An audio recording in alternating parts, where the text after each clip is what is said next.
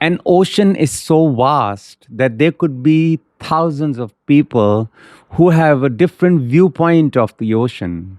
There are those who make a painting, those who travel across the ocean, and those who dive deep in the ocean to get pearls. None of them are wrong, it's just the viewpoint is different.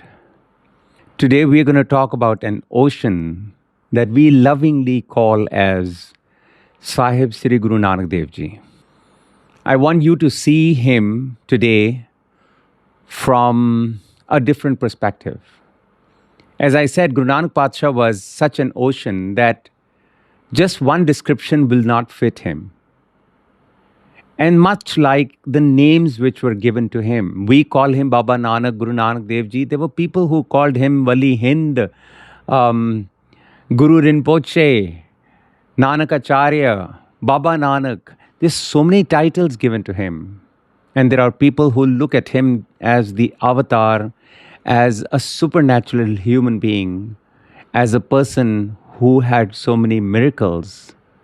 And I want to talk about the humanistic aspect of Guru Nanak Dev Ji. Why the humanistic aspect of Guru Nanak Dev Ji is because when you see him as a normal human being, his life becomes a miracle. See, if I tell you that Superman is able to jump off the Eiffel Tower, you will say that is not a miracle because he's Superman. But if an ordinary person is able to jump off the same tower, that becomes a miracle. And I'm not calling Guru Nanak Dev Ji as ordinary. I'm just wanting to see the humanistic aspect of Guru Nanak Dev Ji. By seeing him as a human being, then whatever he did in his life becomes a miracle, becomes extraordinary, unbelievable. Can you think about it? A person born in a wealthy family had everything to his avail, left his house for a purpose. He wanted to have a dialogue with all the people who were the caretakers of religions, where philosophies were springing. And he always believed that if you're able to correct the Gangotri, the course of Ganga changes. If you're able to correct the stream, the river changes. Then he went to have a dialogue with all the people. And if you see his travel plan, Hardwar, Odisha, Jagannath Puri, Sri Lanka, Ahmedabad, and then Tibet, and Turkmenistan, and Afghanistan, Turkey, Makkah, all these places. His travels have been so extensive that just recently we came to know there is a slab in Turkey. And in 2006, I think there was a professor, Chahal Singh, who discovered this slab.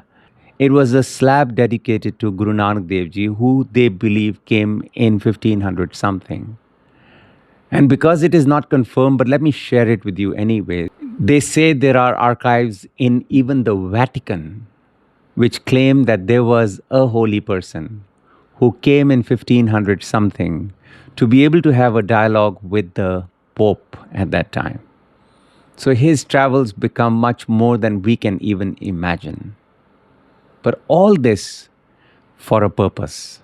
And the purpose was, if you are able to have a dialogue with the people who are up there, then the normal populace does not have to suffer because of the prejudices or the hatred or the ceremonies or the rituals or superstitions that have been spread in the society, and people are blindly following them, having so much division in caste and religion, and this supremacy of the rich and the low.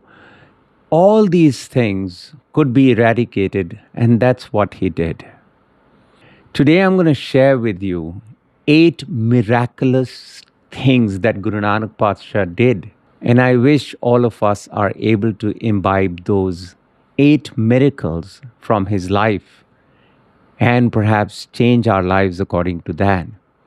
And why am I saying this is because if you take Guru Nanak Dev Ji as a supernatural being, then what happens is you are able to convince yourself that all your wishes, all your boons will come true. If you ask from him, he will give you.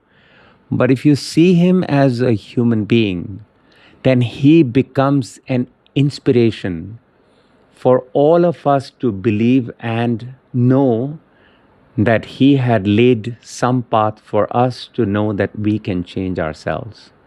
Miracle number 1 was his ability to share even the most knowledgeable thing, but in a very gentle way. We have this problem whenever we know that we are knowledgeable and we see somebody doing something very stupid, we go and we ridicule them. And we will say, "Ki bevkufi karte pe ho yaar. This is stupid." Because right away we will have this supremacy of believing that that person is stupid and we are right. So we will just express it right away. Guru Nanak Patsha was not like that. He has a very gentle way of explaining things to people. For example, he went to Haridwar and he saw people pouring water to the sun. And he asked them, "What are you doing?" They said, "We're pouring water to our ancestors in the east to the sun at the sunrise." He didn't say anything to them. It didn't make sense, but he didn't say them, didn't chide them, didn't make fun of them. He just turned around, started pouring water to the west. They looked at him and said, "What are you doing?" He said, "I'm pouring water to my fields in Punjab." They started laughing at him. He didn't say anything. They said, "How can your water reach Punjab, which is 1,000 miles away?" He said, "If your water can reach sun, which is 100,000 miles away, my water can reach my fields." And he kept on pouring without saying anything to them. Their thoughts changed. He is right. He makes sense. And this was his gentle way, even in Mecca. He went there, he was lying down, his feet had faced Kaaba. The priests came, got very angry. "How dare you?" They pushed his feet and said, "How dare you point your feet at Kaaba?" He said, "I'm sorry. Kindly move my feet to the direction where God isn't." They couldn't find an answer to that. Where should they move their feet? God is everywhere. And this logic of his, in a very gentle way, was to be able to tell people, to tell us, whenever you know you have the knowledge, you don't have to ridicule people, you don't have to look down upon them, you don't have to make them feel inferior. You can say what you need to in a very gentle way, and that, according to me, was a miracle.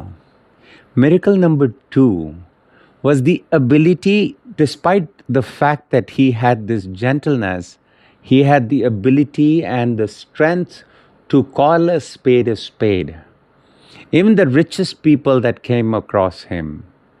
We have this Sakhi of Malak Pago and Pai Lalo. Malak Pago was a very rich person, invited him for dinner, but he didn't go. He didn't oblige by that. He had dinner with a poor carpenter. And when Malak Pago came to know that he has refused his feast, he became angry, went to him, that he told Malak Pago, "Your earnings are by sucking the blood of poor people, and I am not going to take that roti because I don't take roti which has blood in it." We missed the message. But he was robust and daring enough to be able to say it on the face. Not only that, the conqueror of India, Babur, at that time, when he went and he realized there is a holy person who has been imprisoned, he went to meet Guru Nanak Patsha, and Guru Nanak Patsha told him, "Whatever you have done, the women have been raped, the children have been murdered, this massacre, this genocide is not acceptable." When he said that, "Babur, tu zabar hai," that took guts. And I really see that as a miracle, because today, whenever there is somebody who is more powerful than us, we start buttering them up because of our vested interests. But he had that much strength, and he gave us how to say things gently, but never shy away from saying what is right. Miracle number 3. He had no ego that he was somebody that knew everything, and hence he did not disturb anybody. He went to this place called Multan. And when the peers of Multan came to know that Guru Nanak Patsha has come, a learned person has come, they got very jittery.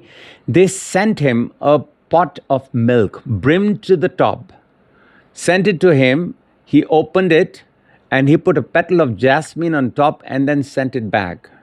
Mardana ji asked, what happened here? He said, they asked a question. What was the question? The question was that this place is already full of wise people. There is no place for even one more, just like this milk which is brimmed to the top. I put a jasmine petal on top and sent it back to them. I am not here to disturb you. And this is what I say to everybody. We shouldn't be here to disturb other people.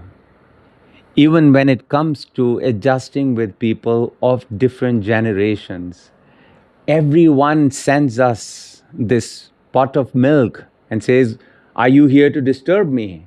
And if you are intelligent and calm enough, you will be able to handle people with diplomacy and say, I'm not here to disturb you. Miracle number 4, a big eye-opener on blind faith. He went to a place, a fake holy man was sitting with a pot in front of him where people would pour money and they would sit down. He would tell them that if I close my eyes and all of you close your eyes, I can take you to the tour of the 3 worlds. And he was doing that. They all had closed their eyes, and then he would explain, now we are at this star, we are at that place. Guru Nanak Dev Ji quietly got up, took that pot of money and hid it behind that fake holy man, and then came back to sit in his place. When he got up, he saw the money missing and he started shouting. He said, hey, who took my money? Anybody taking the money of holy men will go to hell, this and that. He started cursing them. Everybody got scared. Guru Nanak Dev Ji got up and said, Babaji, why don't you close your eyes? Because you're able to see all the 3 worlds. Your pot, your money pot will be there somewhere in those 3 worlds. Why don't you see it? Everybody started saying, yeah, he's right. Why don't you see that? And that's how he made them see. The person who is not even able to see what's behind his back is making a fool out of you guys, thinking that he has all the answers where he can't even see anything. And this he explained in Guru Granth Sahib Ji. He says, Aant seti naag pakde dekhte tin lo, magar pache kachu na dise e padam alo.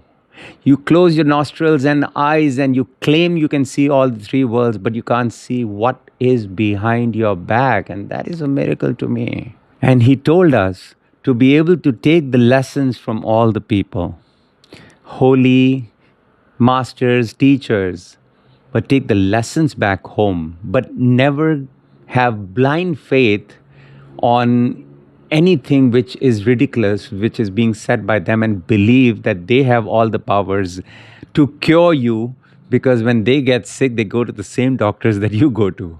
Anyway, miracle number 5 to me was the answers that he gave. And people always seeked controversial answers to certain questions, and he would tackle them with so much diplomacy. And he sometimes did not even give the exact answers, but he gave better answers. If 2 factions came to him and asked him, we do not eat beef, and the other people said, we do not eat pork, our religions say this is right, who do you think is right? He said, Hak praya nanaka, us suar, us gaye.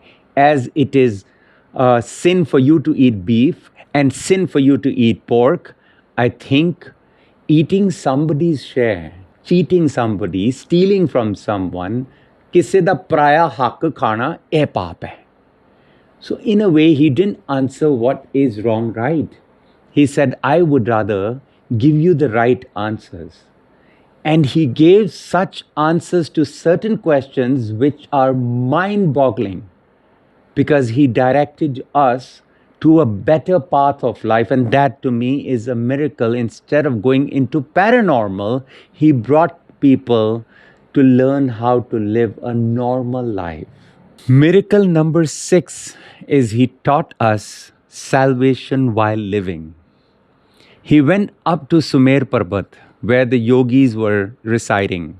They asked him questions. There is a whole Bani of Siddh Ghosh where he had dialogues with the Siddhas. The Siddhs asked him, "How's the material world going on?" He said, "Well, it's like a dark night and there is a moon, but it's clouded by clouds." They said, "We don't understand that." He said, "Well, everybody wants to be able to see a better life and a path, but the teachers are sitting up here. They're not guiding people because you guys have run away from the world.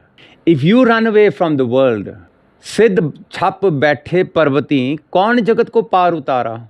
If you're going to run away from the world, who is going to guide them into the right way of life?" So he never taught anyone to run away. He said, you can live in the world that you are living, rise above it, not be led by greed and fight with other people because you're not taking anything along with you. He believed that salvation comes while living, not after life. So he taught us never quit. Never be quitters of anything. You see a problem in life, never run away. He taught us that if we leave everything and go away, solutions don't come. He even has a line where he says the yogis that left their household and ran away because of their own selfish reasons of salvation, their children, their wives are crying. They have become beggars. So your salvation only was for a very selfish reason, but you did not help anybody in the world. And he taught us to be able to live in the world and yet find our salvation. Miracle number 7. In the times that he was born, and I really feel how did he even bring up this topic of gender equality? Because women were considered as second-class citizens. There is a famous poet in India who wrote, "Dhor, Gawar, Shudra, Pashu, Nari, E sab tadan ke adhikari." All these entities, whether it's a drum or an animal or an untouchable or even a woman, they need some beating to be able to straighten them. So don't spare them the rod if you have to. You have to use it. Such a society where women were looked down upon, either cover your faces or you hide yourselves. We have the right to even burn you when your husband dies. You are just a property. A father would give you away and call it Kanyadan. You are supposed to be given off. In those times, a person, a revolutionary person, who brings up the topic of Sokyo Manda Akhiyan Jit Jamme Rajan, why do you call them inferior? They are humans, as human as you. And his revolution was the one that brought up a stop to sati practice, which was burning widows after their husbands died. It brought up widow remarriage. Not only that, in 200 over years, it resulted in a commoner of Mai Pag Kaur riding a horse and fighting alongside Guru Gobind Singh Ji. That was a miracle that started from those lines of Guru Nanak Dev Ji. Sokyo Manda Akhiyan Jit Jamme Rajan. Still a lot work to do in this aspect of gender equality. But what a miracle he gave us. And last but not the least, he gave us ideal worship. There are two things. One is idol worship. He went to Jagannath Puri temple in Odisha and he saw Aarti being done in front of a statue, an idol. And there he recited a Shabad which we read as Aarti. And that Shabad, by the way, is termed as the universal anthem by Rabindranath Tagore.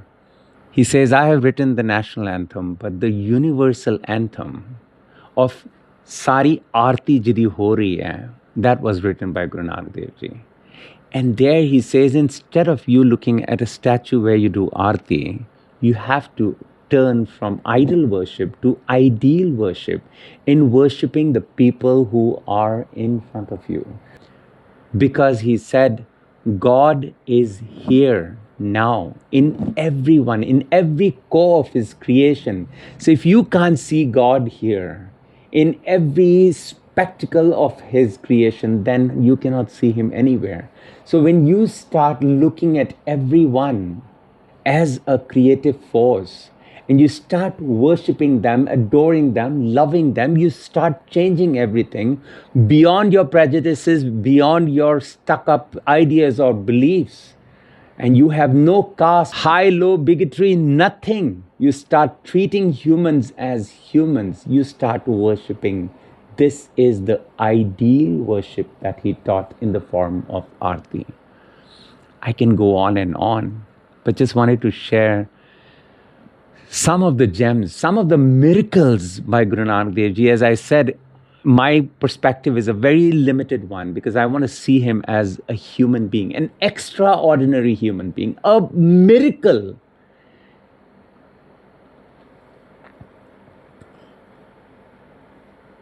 Even knowing that sometimes a lot of people argue that this is not his birthday. He was born in Visak, and I understand we have our limitations, not being able to fix even the birth dates. But then I think about it, every day should be a day to commemorate on the spirit of Guru Nanak Patsha, on the spirit of this man who, as I said, it's a miracle for me to even fathom what he had done. You want to try that, you can leave your city and walk to the next city and come back by tonight, and you would know what I mean. And that to me is the legend of Guru Nanak Dev Ji. May his spirit inspire us to be able to see the purpose of our lives. And he believed if we wake up to our purpose of life, our deeds will improve. And through good deeds, karmi apo apani ke nede ke dur, we will not waste the time that we have been given and make use of this purpose of life. And may the blessings be with everybody. Thank you so much for listening, Ji. My sincere apologies if my perspective or viewpoints hurt anybody. But as I said in the beginning, Guru Nanak Patsha is the ocean that can be seen from different perspectives by different people. These were my 2 cents. Thank you so much. Guru Fateh, Sat Sri Akal, Salam, Namaste. Thank you so much. See you.